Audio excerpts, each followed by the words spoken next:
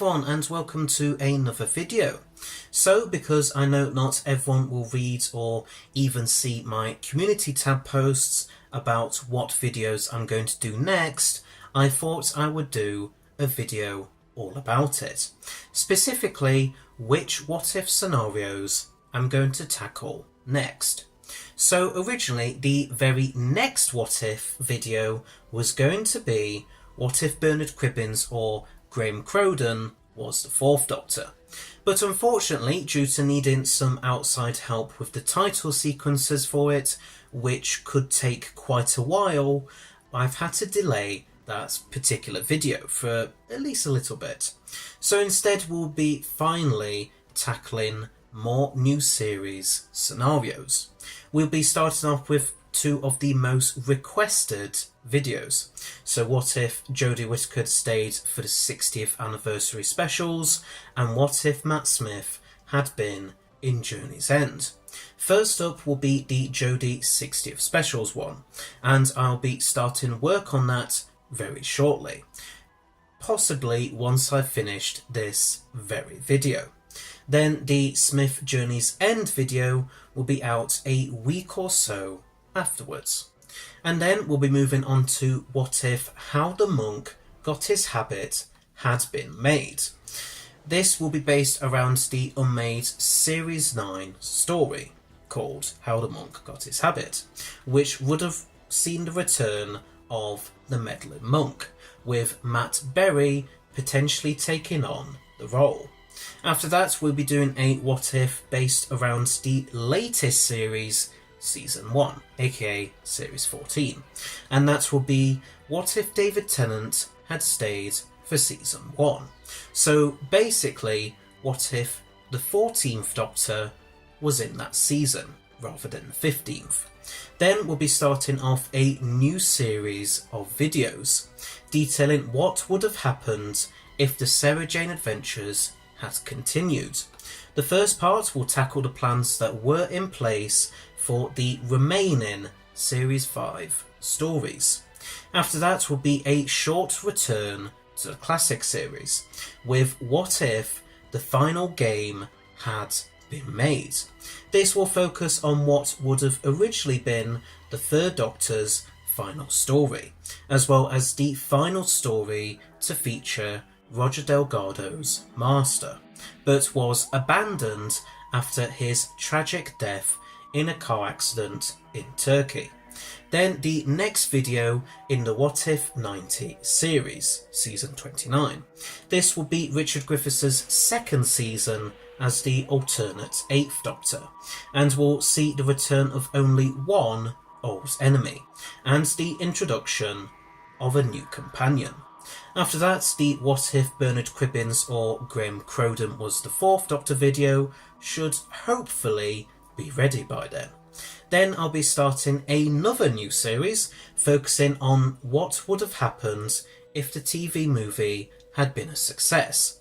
This will not be all about the John Leakley Bible series of remakes, as that was made at an earlier point in a TV movie's production and had already been abandoned long before it had even aired. There were no definite plans beyond this point, but I am considering having the following come sometime afterwards, potentially, but not for definite in this order. Number 1, what if Tom Baker had left after season 16? Number 2, what if Hugh Grant was the 9th Doctor? Number 3, what if Tom Baker had stayed for season 19? Number 4, what if 90, season 30? Number 5, what if Tom Baker was in the 5 Doctors? And number 6, and lastly, what if Jenna Coleman had left after Last Christmas? And that is the current plan, at least, for the what ifs for the rest of this year. Obviously, there might be a few changes to the schedule between now and the end of the year, so I will keep you all updated as to what exactly is happening. As you can probably tell, I'm really trying to tackle as many of the most requested scenarios as possible. I know people have been suggesting these ideas for months and months now, and I am really hoping that the videos will all be worth the wait for you all. I've also been asked a few questions which I've already answered elsewhere, but I just want to quickly touch on here as well. The first question is, why do the What If 90 videos take so long? Honestly, it's because making a long and very in-depth video takes a very long time. I could rush season 29 out within a matter of weeks, but then the end result just wouldn't be worth the watch, to be perfectly honest with you. I'd have missed some tiny little detail out, which I'll no doubt get loads of comments telling me off about. Or it won't go as in-depth with each story as some of you might have wanted it to, or anything like that really. So it's better to have them come out every 3 to 4 months so that I can take my time more with getting everything right and fleshing each story out. And since it's all part of an ongoing narrative or story as to what I think could have happened if the show hadn't been cancelled in 1989, I naturally have to carefully consider how it's all going to fit together and whether it's all going to make sense once all the pieces are put together or not. It's like a massive jigsaw puzzle really, with each season being just one piece of the overall picture. I should also mention how season 28 came out a lot later than I had originally planned, and that was me due to having a really difficult time in my personal life at the end of last year. I had just lost a member of my family and I just started back at college after a couple of years out of education. So I just wasn't in the right frame of mind to work on a season 28 video back then. And I had to wait until I'd settled a bit more into college so that I could see how much spare time it would leave me with, which, spoiler alert, it didn't leave me with that much. I was also experiencing a lot of burnout after I'd done the season 27 video, which didn't exactly help me motivate myself to start working on its follow-up. Hopefully, now that things have settled down, I should be able to meet the 3 to 4 months production period for each part of that series. But we'll have to wait and see about that. I mean, I'm only human after all. The next question is, why do I pitch change in some of my more recent what ifs?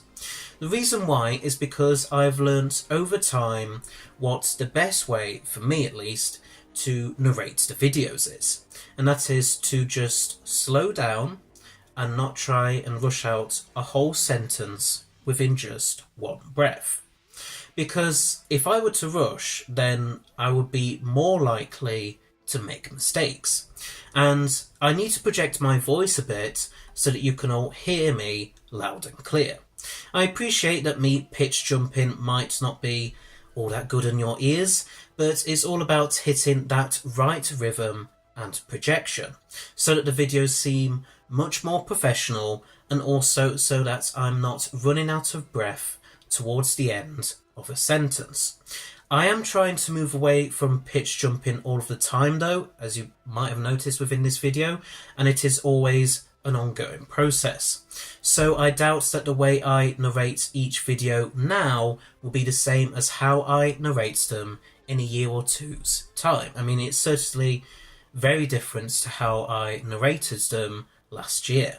So if it really gets on your nerves, then please stick with me, as I'm sure it will get better with time. The last question I want to cover, which is a bit of a strange one, is what kind of accent do I have? This is after someone commented on one of my latest What If videos and seemingly tried to guess what my accent was. At least I'm guessing that's what they were trying to do anyway. I don't know why exactly they chose to do this, but they ended up deleting the comment after just a few minutes before I actually had the chance to reply to it. They seem to be implying that I have an Essex accent, which is very funny as I've never even been to Essex. My accent is actually a very strange thing. I don't really have a strong regional one or anything like that. I think the way I talk comes from a variety of different places. I spent most of my childhood living in Nottingham in the East Midlands region of the UK. And even now, whenever I return to that area, even if only briefly, I feel like I'm truly at home. But I've spent the past decade of my life living in South Yorkshire, so I've picked up a bit of the way people living in that area talk as well. And then the final major influence on my way of talking is probably related to the classic series of Doctor Who, specifically with the way a lot of the actors playing the Doctor's companions, villains and guest characters used to talk, which is known as received pronunciation. This is how actors and public figures were taught to speak back during the 1950s to 1990s, or thereabouts anyway, although some still speak it today. It was perceived as essentially being the correct way of speaking, with it gradually becoming less common once regional accents started to be represented more in TV and film. It might be because of RP that some people from other countries, such as maybe some Americans, might think that British people always sound really posh, even though that isn't really the case, and most of us just sound pretty normal, to be honest. I think because of how much of the classic series I watched as a kid, I naturally picked up a more RP way of saying some specific words. For example, I'll say master instead of master. And yeah, that's just how I speak, really. Also, I'm still working on my audio project. I've just not been able to do much with it as I've had to prioritise other stuff lately. But I'm hoping to finish off the script for the first part really soon, so that the casting process can begin. I do need someone who's an expert on the Beatles though, so if any of you watching know a lot about them or know anyone who does, then please comment below. But that's pretty much it for this video. I know it's been a bit different, but thank you all for watching. I hope you all enjoyed it. Please don't forget to press that subscribe button below, as well as press the bell icon at the side of it, so that you'll stay notified of when all my new videos come out. This channel currently has 2,185 subscribers as of time of writing and recording this video. But if we can get to 2,500 by the end of this year, then I will do a Q&A, where you can ask me whatever questions you want. Just keep them polite, please. Also, please rate and comment below your thoughts on all of this. And please feel free to donate to my Ko-fi page, link in the description, or send me a YouTube super thanks below, if you want to, of course. And I shall see you all in another video. So, until next time, bye bye!